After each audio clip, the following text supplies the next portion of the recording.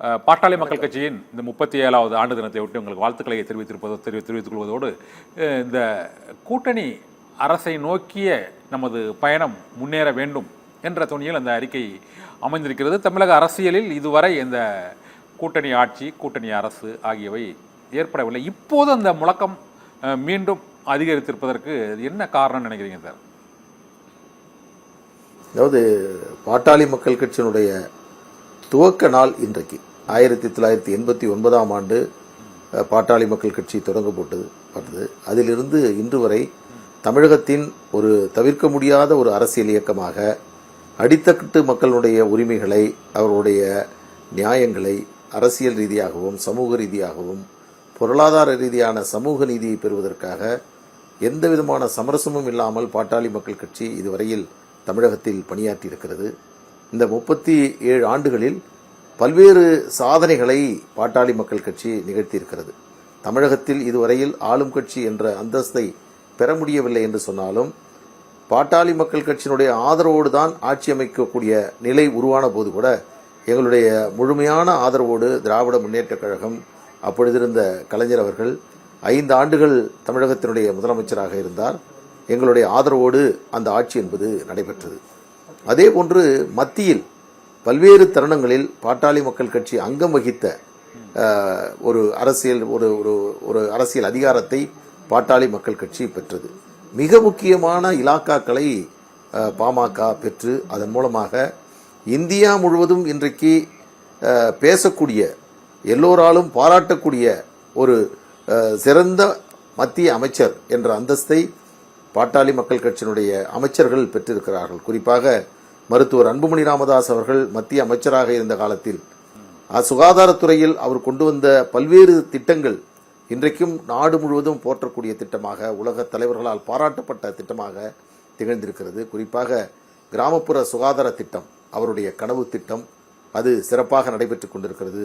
108 ambulance திட்டம், அதே போன்று மிக முக்கியமானது பொது இடங்களில் புகைப்பிடிக்கக்கூடாது என்ற அந்த சட்டம் தமிழ்நாட்டில் மட்டுமல்ல இந்தியா முழுவதும் திரையரங்குகளிலிருந்து, பொது இடங்களிலிருந்து, பேருந்து நிலையங்கள் உள்ளிட்ட மக்கள் கூடக்கூடிய எந்த பகுதியிலும் புகைப்பிடிக்கக்கூடிய நிலை இல்லாததற்கு மிக முக்கிய காரணமாக பாட்டாளி மக்கள் கட்சி திகழ்ந்திருக்கிறது.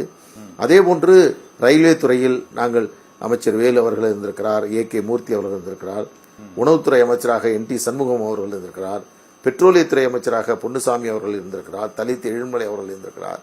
எனவே மத்திய அமைச்சரவையில் பல்வேறு தருணங்களில் பாட்டாளி மக்கள் கட்சி அங்கம் வகித்து பல முக்கியமாக தேசிய அளவு தமிழ்நாட்டில் இன்றைக்கு 1 மீட்டர் கூட மீட்டர் கேஜி இல்லாமல் அனைத்தையும் அகல பாதையாக மாற்றியது பாட்டாளி மக்கள் கட்சியினுடைய அது இடம்பெற்ற காலகட்டங்களில். எனவே பாமக என்பது ஒரு சமூக இயக்கமாக, அரசியல் இயக்கமாக ஆட்சி அதிகாரத்தை பெற்றதற்கு பிறகு எல்லோரும் சொல்வார்கள் பாட்டாளி மக்கள் கட்சியை ஒரு சமூக கட்சி, ஒரு சமுதாய கட்சி என்று சொல்வார்கள். ஆனால் அதிகாரம் கிடைக்கப்பட்ட போது அனைத்து தரப்பு மக்களுக்குமான உரிமையை, நியாயத்தை பெற்றுத் தருவதில் முதன்மையான இடத்தில் நாங்கள் இருந்திருக்கிறோம்.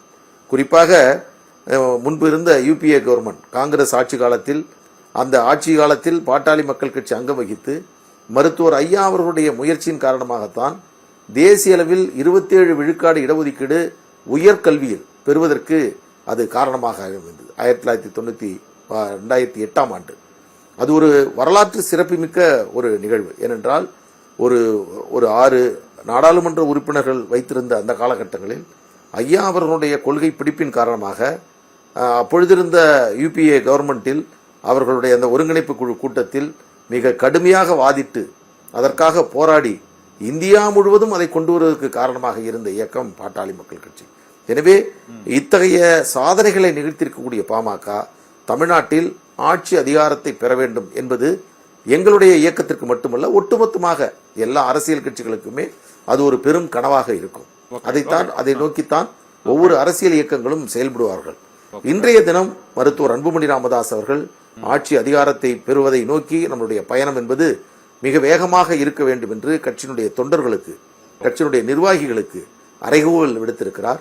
அனைவரையும் உற்சாகப்படுத்தி அடுத்த நிலைக்கு கொண்டு செல்வதற்கான, அவரை தயார்படுத்துவதற்கான பல்வேறு களப்பணிகளை நாங்கள் மேற்கொண்டு வருகிறோம். இந்த தருணத்தில் உங்களிடத்தில் நான் அன்போடு தெரிவித்துக் கொள்வது என்னவென்று சொன்னார், பாட்டாளி மக்கள் கட்சி என்பது உழைக்கும் அடித்தட்டு வர்க்கத்தினுடைய ஒரு இயக்கம். திராவிட சிந்தனை கொண்ட இயக்கங்கள் தமிழ்நாட்டில் அதிகமான கட்சிகள் இருந்து கொண்டிருக்கிறது என்றாலும்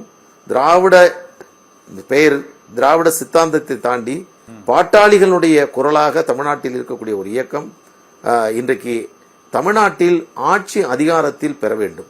இன்றைக்கு இருக்கக்கூடிய அரசியல் சூழலில் பாட்டாளி மக்கள் கட்சி தனித்து அந்த இடத்தை பெறுவது என்பது சாத்தியமில்லை என்ற அடிப்படையில் கூட்டணியின் அடிப்படையில் தமிழகத்தில் ஒரு ஆட்சி அதிகாரத்தில் இடம்பெற்றால் பல்வேறு சாதனைகளை தமிழக மக்களுடைய அடித்தட்டு மக்களுடைய நியாயங்களை உரிமைகளை இதுவரையில் பெறப்படாத பல்வேறு ஒரு மக்கள் நலத்திட்டங்களை கொண்டு வர வேண்டும் என்ற அடிப்படையில் நோக்கத்தில் தான் நாம் இந்த கருத்தை முன்வைக்கிறோம். இப்போ இந்த விஷயத்தை சொல்லுகின்ற பொழுது மிக தெளிவாக நான் இந்த இடத்தில் சொல்லுகிறேன், இது ஏதோ வரக்கூடிய ஆட்சியில் எங்களுக்கு பங்கு வேண்டும், நாங்களும் 2 அமைச்சராக வேண்டும், எனவே எங்களுக்கு 2 அமைச்சர், அது அல்ல பொருள். 2 இயக்கங்கள் திமுக அதிமுக, அதை இல்லாமல் கூட்டணி இல்லாமல் இருக்கக்கூடிய இயக்கங்கள் என்று தமிழ்நாட்டில் தேர்தலை சந்திக்கக்கூடியவர்கள் ஆட்சி அமைக்க வேண்டும் என்று சொன்னால் பிற கட்சிகளுடைய ஆதரவோடு அவர்களோடு இணைந்து கூட்டணியாக அமைத்து அதற்கு பிறகுதான் ஆட்சி அமைக்க முடியும் என்ற நிலை தற்போது இருக்கிறது. அப்படி இருக்கின்ற பொழுது முடிச்சிடறேன், ஒரே ஒரு விஷயத்தை மட்டும் சொல்லி முடிச்சிடறேன்.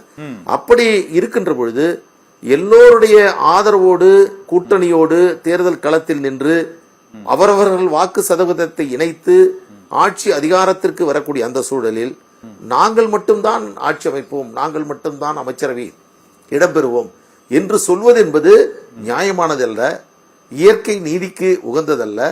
இது ஒரு சராசரியாக பார்த்தால் இது ஒரு தவறான முடிவு. இதற்கு 2 இயக்கங்கள் தமிழ்நாட்டில், திமுகவும் அதிமுகவும், இந்த 2 இயக்கங்களுமே மத்தியில் ஆட்சியில் இருந்த காங்கிரசோடு பாரதிய ஜனதா கட்சியோடு இவர்கள் கூட்டணியின் காலத்தில் தங்களுக்கான அமைச்சர்களை பெற்று மத்தியிலே அமைச்சராக இருந்தவர்கள்.